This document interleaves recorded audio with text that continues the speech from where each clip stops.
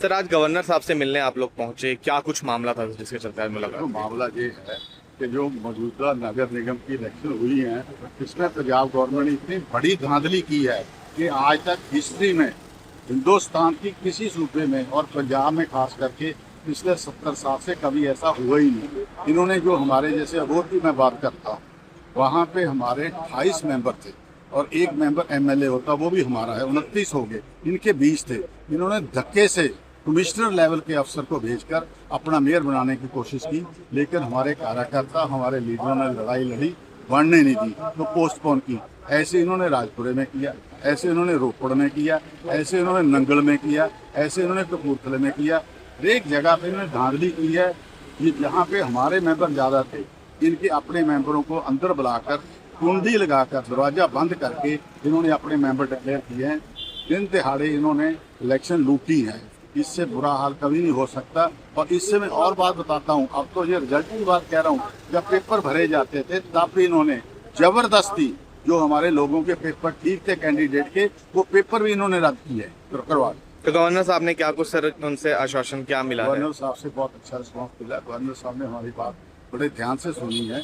हमें तो मेमोरेंडम देकर आए हैं कि पंजाब में ये हालात है, हम लोगों के साथ खड़े हैं, लोगों के साथ खड़े रहे।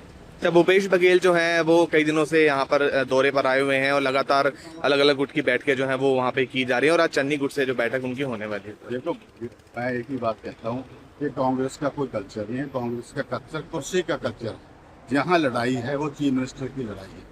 लेकिन इनको बहुत बड़ी गलतफहमी है कांग्रेस को।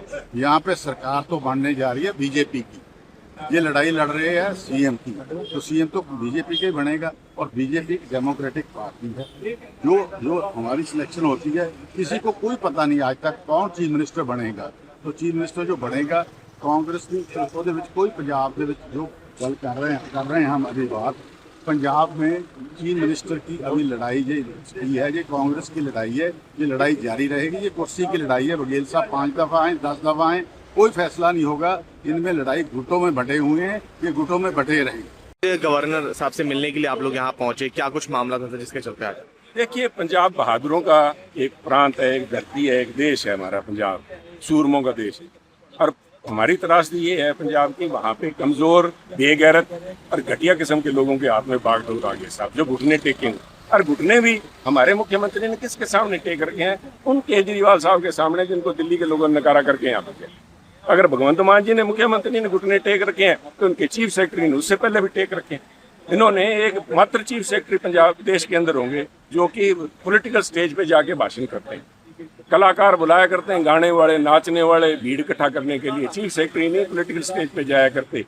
तो उनके चलते हुए आज पंजाब की जो एडमिनिस्ट्रेशन है, कल हमारे अबोहर में जिस तरह से धक्का करने की कोशिश की गई, एक मेयर के चुनाव को हाईजैक करने की कोशिश की, ये मैं उन ऑफिसर्स के आंखों में मजबूरी देख रहा था कि हम जाएं किसके पास। हमारा तो चीफ सेक्रेटरी जो है वो भी घुटने टेक रखा है। तो मैंने यही कहा था, मैं कि छोटे मियाँ तो छोटे मियाँ, बड़े मियाँ सुभान अल्लाह। चीफ सेक्रेटरी ने घुटने टेक रखे हैं, आगे भगवंत मान जी ने घुटने टेक रखे हैं। तो इसके खिलाफ अबोहर के बहादुर लोगों ने, हमने वहाँ पे प्रोटेस्ट किया, उस धक्के को रोका, क्योंकि हमें गुरु साहिबान ने, गुरु महाराज हमारे दसम पिता गुरु गोविंद सिंह जी ने खांडे से अमृत छकाया था, उस बाटे के अंदर मिला के।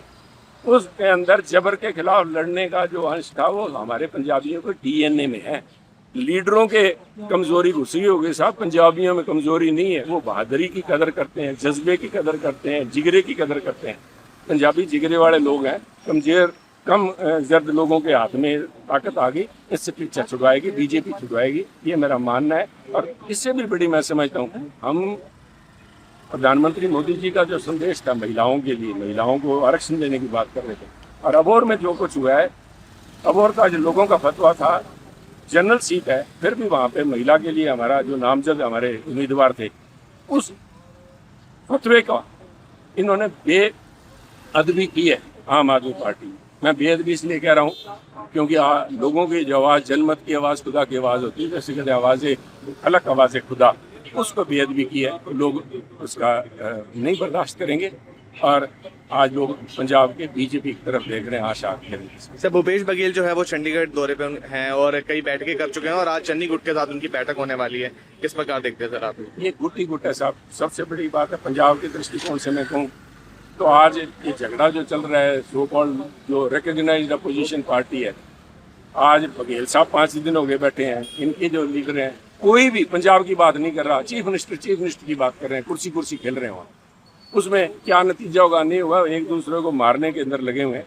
और जो धक्केशाही कर रही है आम आदमी पार्टी की सरकार, ये जो उनके आम आदमी पार्टी सरकार के मुंह के खून लगा है, इसका सबसे बड़ा कारण ये अपोजिशन की आपसी फूट है। ये लोग आपस में, कांग्रेस जो लड़ रही है राणा गुरजीत को हराने के लिए, इन्होंने उनको उनके कपूरथला में उनके पास मेजोरिटी थी, फिर भी उनका मेयर नहीं बना। कांग्रेसियों ने खुशी मनाई, और जिन्होंने खुशी मनाई जो हमारे फॉर्मर चीफ मिनिस्टर थे चन्नी जी, कल उनके काउंसिलर्स पीटे भी गए, उनकी मेजोरिटी होने के बाद उनकी प्रधान भी चला गया। तो ये लड़ाई किसी का भला नहीं करती।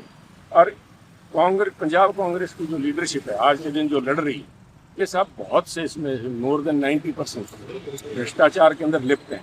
तो मेरी बघेल साहब से इतनी बेनती है, क्योंकि हमारे वरिष्ठ में हैं कांग्रेस में, नताशा साहब, मेरी तो अनसोलिसिटेड एडवाइस सिर्फ इतनी है, निकल लो साहब, जितना जल्दी है निकल लो, छींटे पड़ेंगे, इस कीचड़ के अंदर पांव दे रहे हो। अभी तो आपके महादेव ऐप वाला मसला भी खत्म नहीं हुआ, और ये सारे के सारे भ्रष्टाचार में लिप्त हैं।